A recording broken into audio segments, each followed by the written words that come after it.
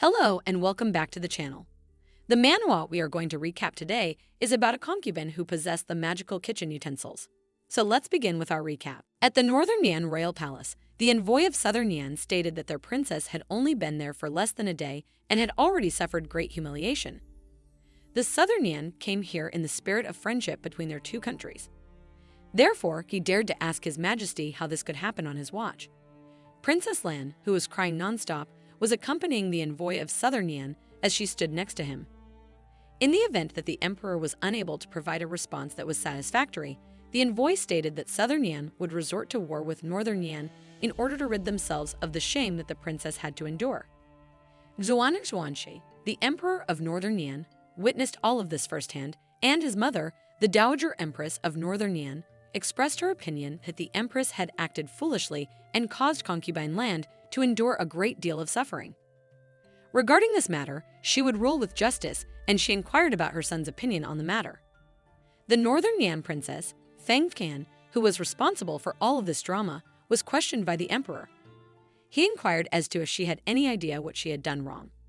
The young girl who was standing next to Qian said that Her Highness had just lost her temper for a brief moment. Qian remained silent regarding this matter. Nothing about it was deliberate in any way. To add insult to injury, she had only recently awoken and was not yet fully awake. The envoy of Southern Yan became enraged and questioned her identity, asking how dare she speak in front of the emperor. He also questioned who she presumed herself to be. On the other hand, Qian became enraged and yelled at the envoy of Southern Yan, claiming that this was the harem of Northern Yan.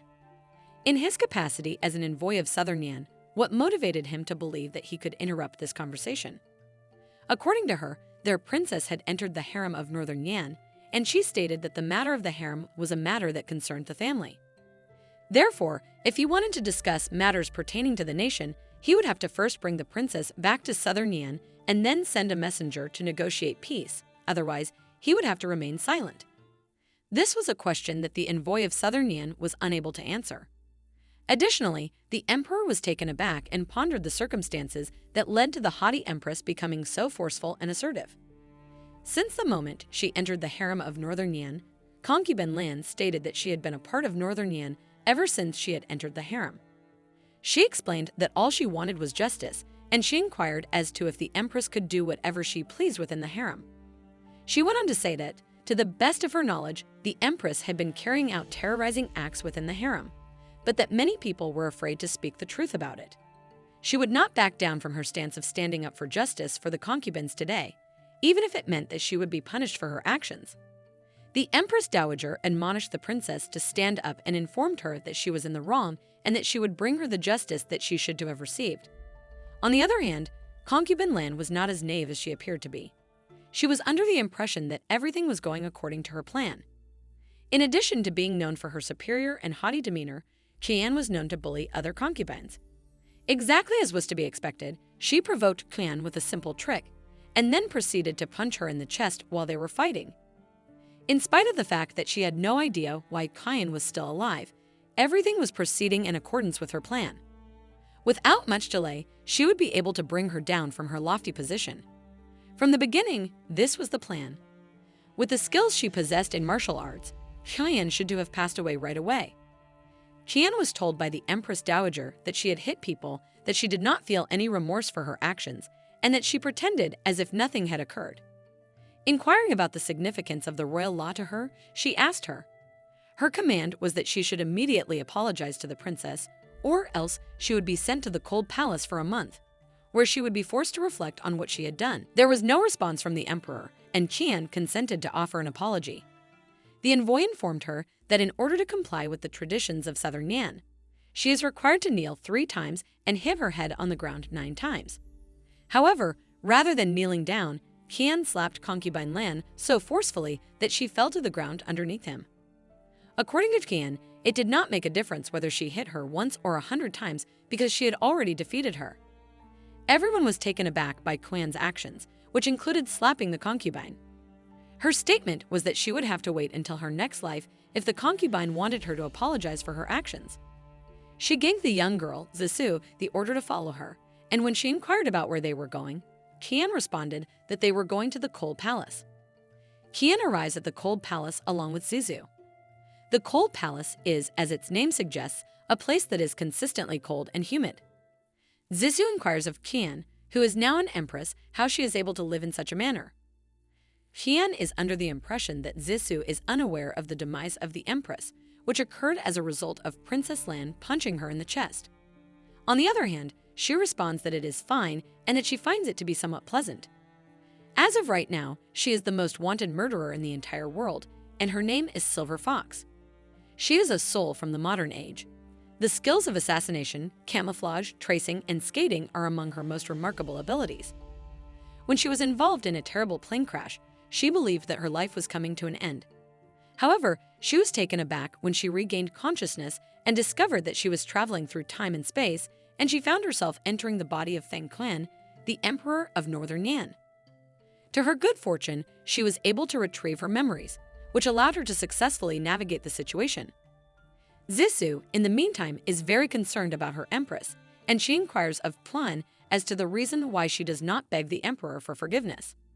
She is under the impression that His Majesty will not take any action against her in light of the Prime Minister's position. There is a person who is below one person and above everyone else, and his name is Feng Kang. This person is Kan's father, who is the Prime Minister.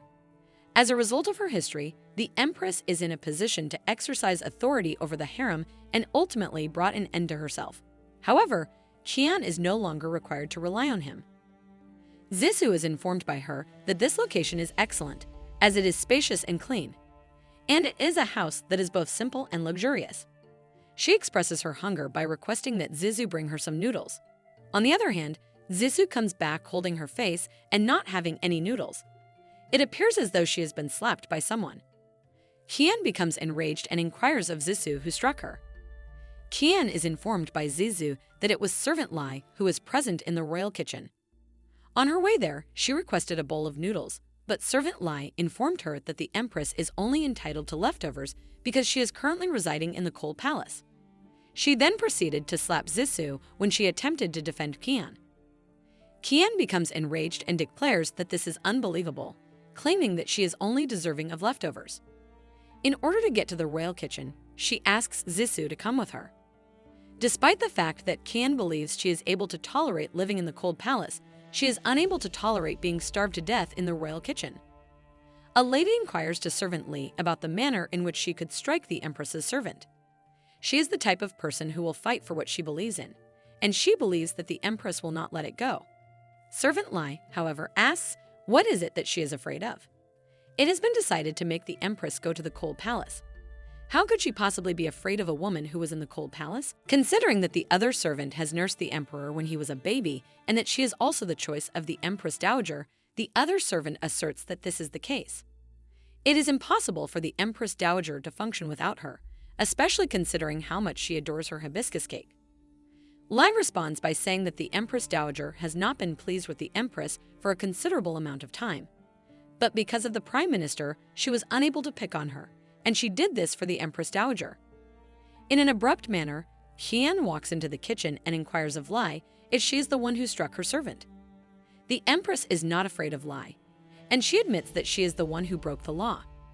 It is her assertion that she merely complied with the regulations of the palace. This rule was established, and it states that a woman in the cold palace is only permitted to consume leftovers. Her sole purpose was to impart knowledge on behalf of the Empress Dowager. She receives a slap from Qian, who then tells her that she is still a princess, even though she resides in the cold palace, and that she has no right to be offensive to her in person, if she does not give her a punishment on behalf of others. Lai becomes enraged and threatens the princess, telling her that she will be finished with her if the Empress Dowager finds out about it. However, according to Qian, even if the Empress were present, she would still choose to beat her up. And all of a sudden, a servant makes the announcement that the Empress Dowager has arrived. Her request for her cake is being made, and she expresses that she is unable to wait any longer. As he approaches her, the servant Lai makes a request for justice. She explains to the Empress that she was in the process of preparing her cake when all of a sudden, Zisu appeared and asked for noodles for the princess. She said no, however, because she did not wish to keep the Empress waiting for any longer than necessary. Who could have predicted that the Empress would become enraged and come to this location to fight her? To add insult to injury, she also stated that she would continue to carry out the action even if the Empress Dowager were present. According to what she tells Tuan, she is supposed to be in the cold palace at this very moment. If she was going to cause chaos in the royal kitchen, why did she come there? Does it even matter to her that there are rules? On the other hand, Kane gently takes the Empress Dowager's hand and says that she remembers when she had just entered the palace, she had held her hand and told her that after taking over the phoenix stamp from the Empress, everyone, including the Empress herself, was required to follow orders. She will continue to be in charge of the harem so long as she possesses the stamp. Because she is still in possession of the phoenix stamp, it is imperative that all of the members of the harem continue to comply with her directives. The statement made by Kian is that she is adhering to her instructions. In what way does that defy the Empress's expectations? Soon after, the Empress Dowager becomes extremely enraged and returns to the palace. Fian sends her best wishes for a secure journey and expresses her hope that she will live for as long as the heavens in the universe. After that, she goes back to Lai. She requests that Zissou make a phone call to someone who will drag Lei out of the house and hit her 40 times, but the poor girl responds that no one is listening to her anymore. Zissou should be the one to carry it out, according to Fian, and now is the time for her to exact her revenge. Qian is given a warning by Lai that she is unable to do that because she is the wet nurse of the emperor. However, Qian responds that she does not care who she is. She is going to do it regardless, and she begins slapping her. Juan is having some time to himself at the royal study when falling shade. The leader of the Shadow Guard informs him that the Empress left the cold palace without permission and caused a scene at the royal kitchen. Xuan is having some time to himself. Not only did she hit servant Lai, but she also treated the Empress Dowager in an impolite manner. The servants claim that the Empress Dowager came dangerously close to passing out and immediately made a request for a physician upon her arrival at her palace. Falling Shade is asked by Xuan to refrain from bothering him with these insignificant matters from this point forward. Falling Shade claims that Princess Lan is surrounded by a large number of kung fu masters, and he is wary of her because he believes that she is plotting something. As Xuan will still require her in the future, he gives him the order to keep a close eye on her. Xuan wants to know if there is anything else that he needs to know, so he asks Falling Shade. According to the leader of the Shadow Guard, the royal kitchen has reported that the noodles that Top Chef's son made for Xuan were stolen, and they have a strong suspicion that the Empress was responsible for the theft. On the other hand, the Empress is currently indulging in some delectable noodles at the Cold Palace. She claims that these noodles are truly exceptional, and the flavor is not even the most impressive aspect of them. The body is experiencing a surge of sweet gas, which can only be described as elevating her mood. After all of that trouble, she says that the royal kitchen will be more guarded now than it was before. In the event that she is able to acquire a cooking implement, she is apprehensive that this will be the final occasion on which she will consume these delectable noodles.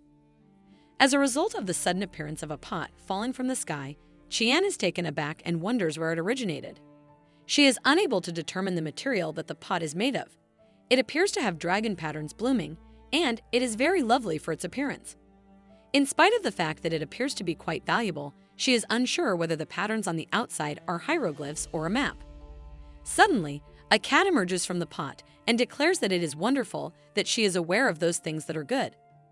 According to Rice, this pot is a dragon luck pot, and it is made of pure iron ice crystal all the way through.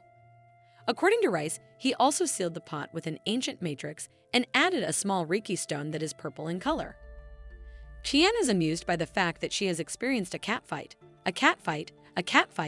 going through airplane crashes and traveling through time, and now she is seeing a flying short-haired American cat.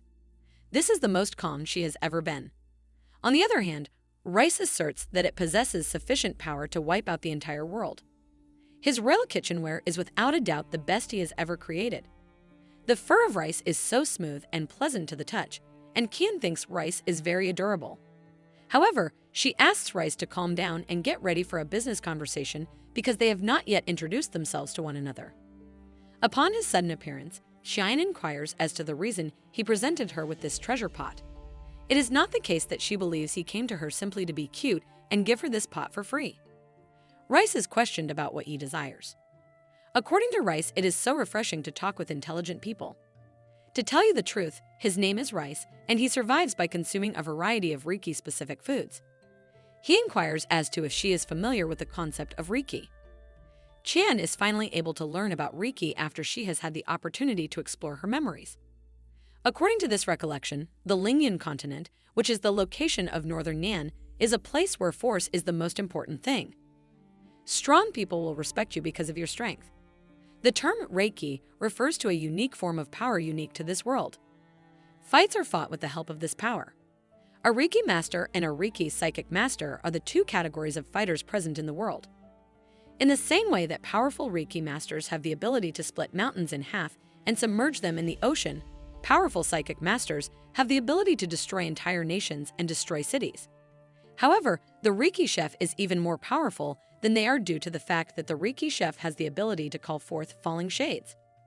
In order to assist her in becoming a Reiki chef, Rice has provided her with the treasure pot. I don't understand why he would pick her out of all the other people. Additionally, what would it be like for him if she trained to become a Reiki chef?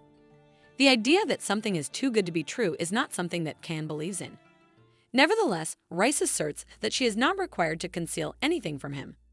Since he has resided in this palace for a considerable amount of time, he is well aware of the fact that she is no longer the same Kian.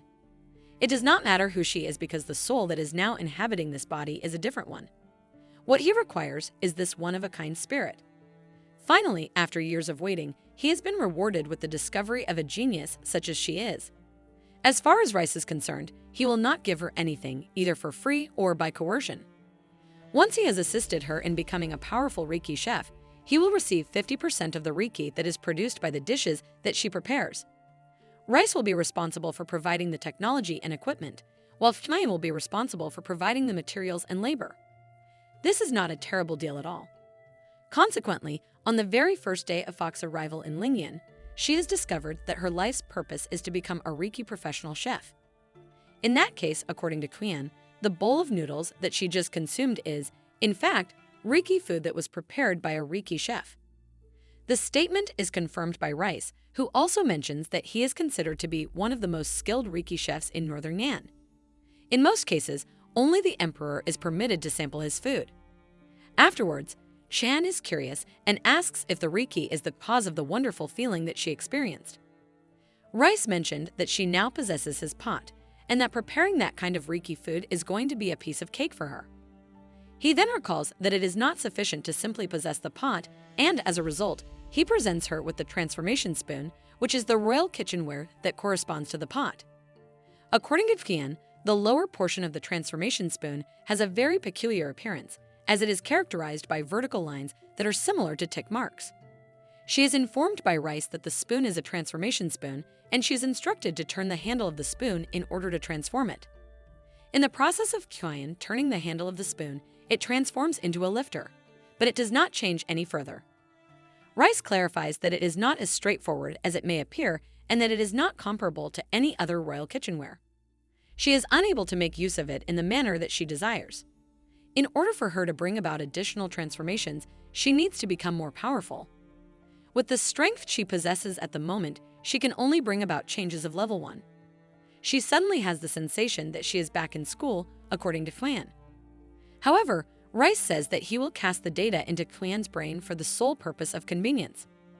This will allow her to view the statistics of the dragon luck pot as well as the transformation spoon without any difficulty. When Qian discovers that this royal kitchenware comes with martial arts, he is taken aback. Rice asserts that this treasure is not only useful for cooking, but also serves as a weapon that can be used in combat. He inquires as to the reason behind the expression that she is wearing on her face.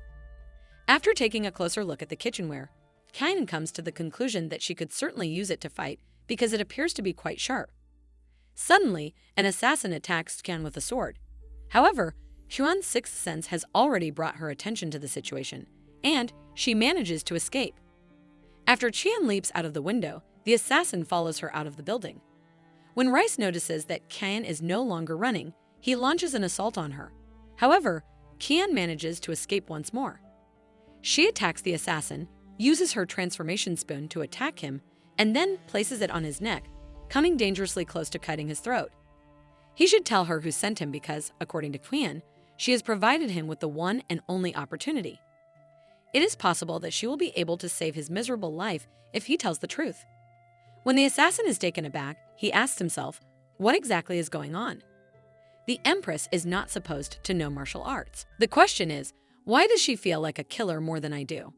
The assassin tries to attack Tuan once more after she asks him once more who sent him, but he does not tell her who it was. He also tells her that she should not look down on other people. According to Tuan, this is a challenge that is not only challenging but also presents an opportunity to practice the martial arts of the transformation spoon. Through the use of the total annihilation, she launches an assault on the assassin, which causes him to be launched into the air. It is better for him to die out there, according to Tuan, because he does not want to get her palace dirty. In the meantime, the emperor is observing the situation at the imperial garden. He has observed that it appears as though something is flying out of the cold palace. As a result, he requests that Falling Shade go and investigate what has transpired.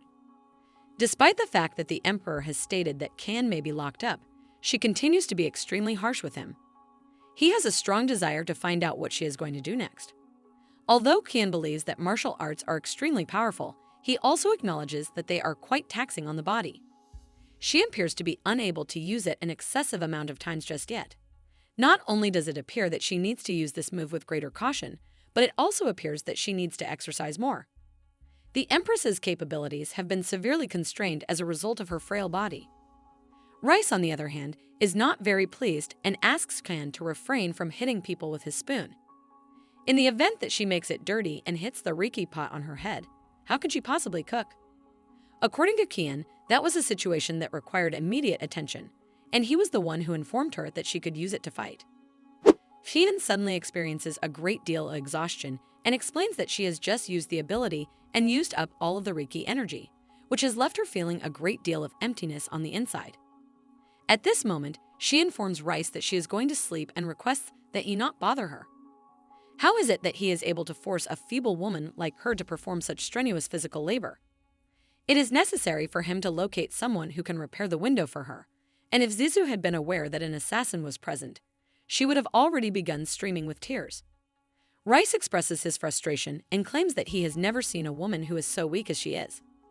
The next morning, at 2 o'clock in the morning, Kan wakes up with a lantern in her hand and makes her way to the food storage area of the royal kitchen. While she is opening the lock, she remarks that this lock was very simple and not all difficult to open. On the other hand, just as she is about to enter the kitchen storage cabinets, someone asks, what has happened to her today? Why did she choose to dress in such a manner? Because he did not recognize her. She is unable to accept the fact that someone is following her.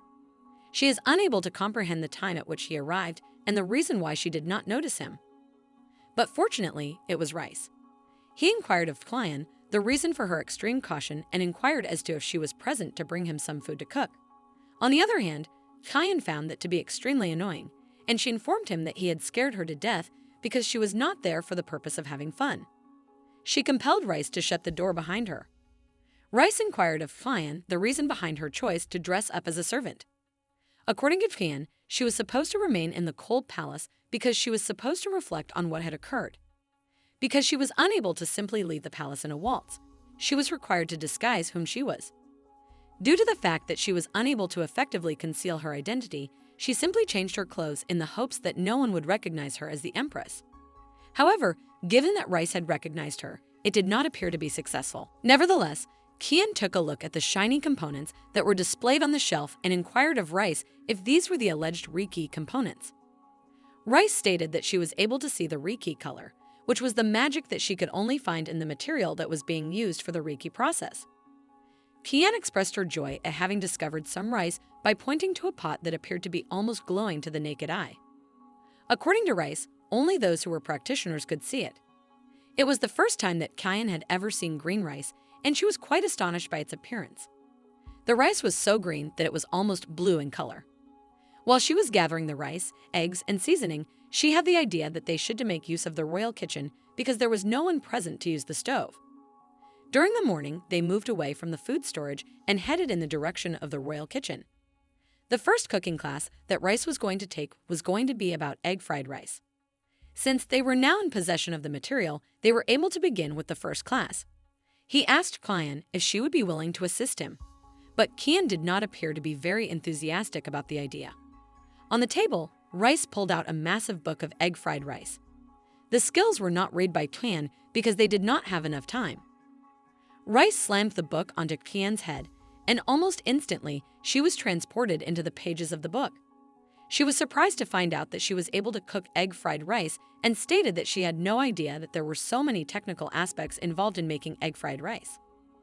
In the kitchen, Kian was confronted by a person who inquired as to the reason behind her singing like a celebrity earlier.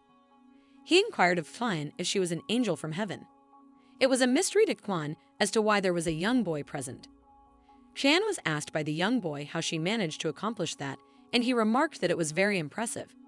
Concerned about the extent of what he had witnessed, Kian pondered if she should take his life. Kian thinks, how did she not notice the little boy get so close to her? Her condition is deteriorating significantly, despite the fact that she was once the most prolific killer. Before she does anything else, however, she needs to determine how much he has seen before she can proceed. The young boy is questioned by Kian, who inquires about his identity and the reason for his presence. The young boy reveals to her that his name is Ye, and that he is present for the purpose of, when Kian's stomach grunts, he realizes that he is hungry, and he comes to look for food. This occurs before he has the opportunity to respond to anything. When Swan is alone, Kian inquires as to why he is there and where his mother is. It is revealed to Kian by the young boy that he has not seen his mother. With her younger brother by her side, Kian recalls a memory from her previous life in which she was walking through the streets. She was frequently questioned by her brother about whether or not she believed that someone would adopt them, as well as whether or not there would be a lot of delicious food and a warm bed. On the other hand, they were adopted by two different families, and they eventually became separated. This was the last time she saw her brother. Taking that into consideration, her younger brother at the time was roughly the same age as this gentleman. Therefore, Kian strikes a deal with little Ye, telling him that he must keep the information he has just witnessed a secret, and in exchange, she will prepare some delectable food for him to eat.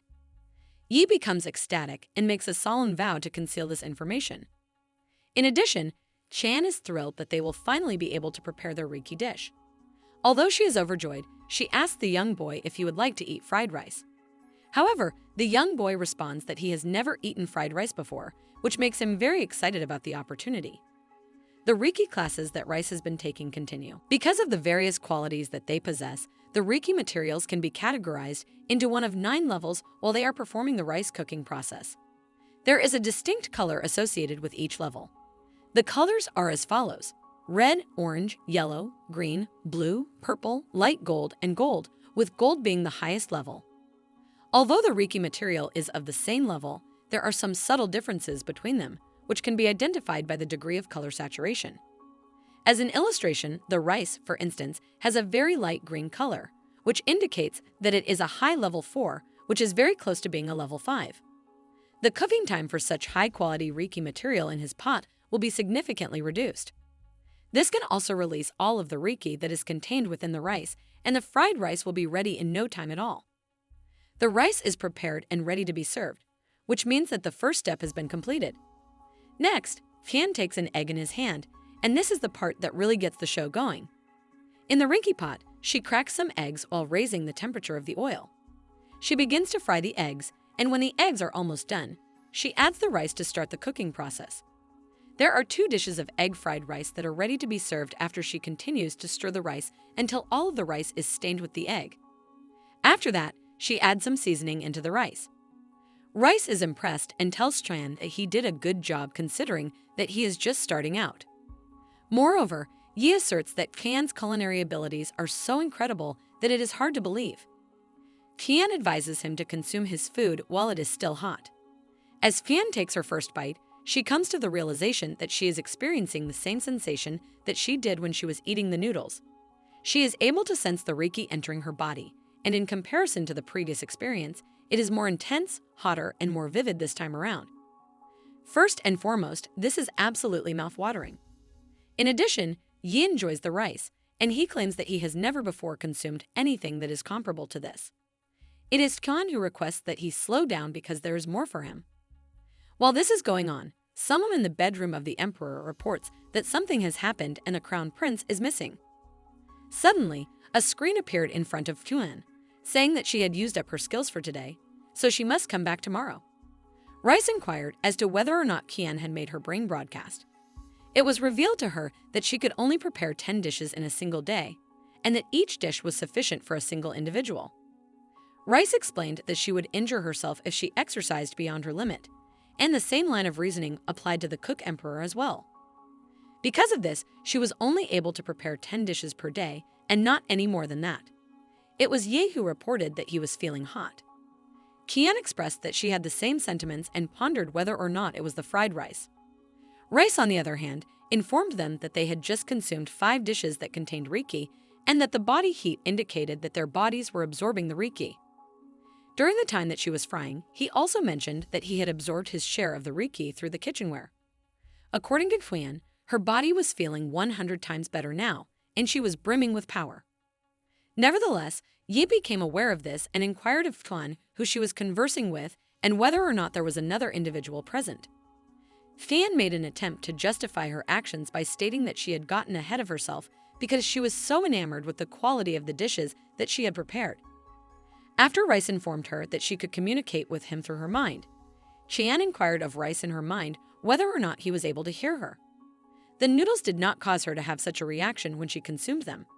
In his explanation, Rice stated that it was due to the superior quality of his kitchenware. In spite of the fact that the dishes were prepared using the same amount of Reiki materials, the noodles were entirely distinct from the egg-fried rice.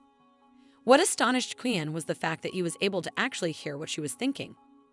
Rice presented her with a chart that detailed the similarities and differences between the egg-fried rice and the noodles prepared by the chef. Because they had finally arrived at this point, Rice informed her that he had more interesting things to show her. A happy draw was brought out by him. Qian interrogated him about where he obtained it, pondering whether or not his 4-dimensional pocket was actually a backpack. The show, in her opinion, was very simplistic. In the sub-world where they lived, Rice explained that the most unique location for his kitchenware was a treasure storage that gathered all of the Reiki items that were available in the world. It was by chance that he came across it, and given his lack of knowledge, he had no other way to acquire desirable items. This item was designed and constructed by him. As long as it fulfilled the requirement that he use the kitchenware to cook Reiki dishes 10 times, he was able to draw a collection from the inside at random. In Kian's opinion, it was very enjoyable, much like playing a card game. This is the kind of game that she would absolutely spend all of her money on if it were a real game. But if Rice had such a wonderful instrument at his disposal, then why didn't he use it himself? Rice explained to her that he was unable to properly cook with his small paws. That made Chan feel sorry for him. However, Rice demonstrated to her a herbal remedy that had the potential to treat any and all illnesses. The fried rice was the best meal that Yi had ever had, and he expressed his gratitude to Khan for providing it. It was his birthday today, and he mentioned that he had heard from other children that their mothers always prepared something delectable for them on their birthdays. He also mentioned that now was his birthday. On the other hand, his mother had never prepared anything appetizing for him to eat. As soon as Chan became enraged, she inquired about Yi's mother in order to teach her a significant lesson. Despite the fact that she had erroneously understood earlier, Yi responded that his mother was still alive. Yi explained that his father did not permit him to see his mother, and his mother never paid him a visit, which is why he was unable to recall what his mother looked like. He had the impression that he was a poor child who did not have a mother. I was saddened by the sight of him crying. She explained that although she was unable to take the place of his mother, she would always be willing to pay him a visit and prepare delectable meals for him if he did not mind. Suddenly, Kan became aware of workers approaching the imperial kitchen while they were inside. The fact that she was aware of the urgency with which they needed to leave the kitchen prompted her to take Ye with her. Given that nobody should have been present at that time, Xuan was perplexed as to how they had managed to make it to the imperial garden. Yi was prompted to wake up by her, and she suggested that they should stop there. Whenever she wanted to play with him, she would return. Instantaneously, Kan became aware of a voice, and it turned out to be none other than the sovereign himself. How could she have the audacity to kidnap his son? He questioned Tuan about what was wrong with her. Despite the fact that this was the worst thing that could have possibly occurred, Qian was unable to comprehend what was taking place. Then, however, she became aware of what he had just stated, which was that Yi was a prince or, to put it another way, her son. And Qian realized that this was how she suddenly became a mother. While this was going on, the emperor gave her the order to put the child down. It was imperative that Qian escaped as quickly as possible, despite the fact that she found the story of the crown prince to be intriguing. She could not be caught on the spot under any circumstances. Then she came to the realization that the guards had not yet arrived, which meant that this was her son. While she was thinking about how sorry she was going to be for what she was going to do next, she put Xuan down and hid herself in the bushes. Xuan gave the order for the guards to locate her. Qian, on the other hand, believed that they were mistaken if they believed that she could be easily captured. After all, she had been the most successful assassinator. It was now up to her to devise a method by which she could sneak back into the cold palace. The emperor picked up Ye and inquired about his condition, stating that he would take him to the imperial doctor. He then asked what had happened to him. Due to the fact that Ye had been doing well just a few moments ago, Qian began to become concerned about what had transpired with him. The thought occurred to her that perhaps it was due to the fried rice, and she made the decision that she needed to check on him at the East Palace. As they discussed the prince, the servants there expressed their compassion for him and expressed their concern for him. Everyone in the palace was aware that he had an allergy to eggs, and they were curious about the kind of person who would allow the prince to consume eggs, which would result in him being in such a state. The conversation was being listened to by Qian, who was hiding in the trees. She felt a sense of resentment toward the empress, who was the owner of this body, and pondered the nature of the mother who had neglected her son for such a long period of time. It is inconceivable that she was unaware of the fact that her son had an allergy to eggs. The fact that she was unable to recall any memory of Yi was not surprising. Having compassion for the young prince, Qian came to the realization that she did not wish to learn the details of what had transpired with him. Although she considered sneaking in, she realized that there were too many people around, which made it risky. She racked her brain over her choices while blaming herself. If something were to happen to Ye, she would be filled with regret for the rest of her life. She was at a loss for what to do. Rice, however, assured her that she should not give up hope and that she should not forget that she still possessed the herbal remedies that were capable of curing any and all diseases. If she was serious about rescuing the prince, she might give this a shot. As soon as Qian realized that she had completely forgotten about it, she realized that she was able to save him immediately.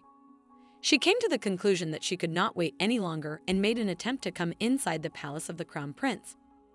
The guards attempted to prevent her from entering, but she asserted that she was Queen Fengcan and that she had the answer to save the prince. She pleaded with them to let her to enter. The guard did not believe Qian and said she was even pretending to be a queen, then attacked her. After Qian put up a fight, the guards were quickly brought down to the ground. Despite the fact that Rice was unable to accept the fact that she had killed them, Qian explained that they were simply unconscious and that she did not have the time to argue with them. The moment she stepped foot inside the palace, Juan grabbed her by the throat and came dangerously close to suffocating her. He stated that it was her the entire time and that even the young woman in the imperial garden was her. Qian was asked what she desired, and he responded by stating that even tigers do not consume their own young and that she, in her role as his mother, had given him food that was fatal to him. Qian made an effort to explain that she was unaware that he was allergic to eggs. However, Juan tightened his grip and stated that she did not care about him in any way, despite the fact that she was his mother. He referred to her as a heartless individual who was not deserving of the title of mother or queen among the people. According to Xuan, he wished he could put an end to her life by killing her. Qian attempted to say something, but Xuan interrupted her and told her that he did not want to hear a single word. He then ordered her to leave, stating that he did not want to see her again. Qian pleaded with Xuan, claiming that she had an elixir she could use to heal Ye. She also begged Xuan to believe her for just one moment and to allow her to see Ye. The emperor, on the other hand, stated that she had already caused enough trouble and inquired as to how he could trust her once more. The fact that even the imperial doctor was unable to cure the disease was brought to his attention, and he asked why he should have any faith that she could. He issued an order for the guards to get her out. Qian took out the solution and said, "This is the herbal solution that can cure all diseases, and it can cure the prince's sickness." However, Juan responded by asking, "How can I make ye drink something that is unknown? Because I do not believe what you are saying, there is no need for you to waste your time." Qian responded by saying, "If you do not believe me, I will drink it myself to prove it." and then he proceeded to drink the solution of the problem. She pleaded with Xuan to take a look at her and make sure that she was okay, and she asked him to believe her because of their son. According to the imperial doctor, who was concerned about the prince's condition, he expressed his fear that the prince would not survive. He mentioned that he had tried everything, but nothing had worked, and he wondered how they could explain this to the emperor. None of the things had worked. All of a sudden, Qian walked into Yi's room while holding the solution in her hand. She was asked to wait by the doctor, who then inquired about her identity before explaining that the prince's condition was critical and that she could not move him in a reckless manner to save his life. Nevertheless, Qian did not pay attention and forced the prince to consume the solution. In light of the fact that they did not possess the solution, the emperor instructed the physicians to not be concerned about her and to allow her to participate in the experiment. Qian had high hopes that the herbal remedy would be of assistance to the prince, but she was unsure as to whether or not it would be successful. All of a sudden, Xuan opened his eyes, but he began crying. He explained that he was experiencing a great deal of discomfort, that he was hot, and that his chest was hurting. The idea that the solution was ineffective was incomprehensible to Qian. Xuan put his hands on Qian's collar and demanded to know how he could possibly believe what she was saying. Having said that, the prince eventually stood up and yelled out for his father. To find out how the prince was feeling and whether or not he was still uneasy, Xuan inquired.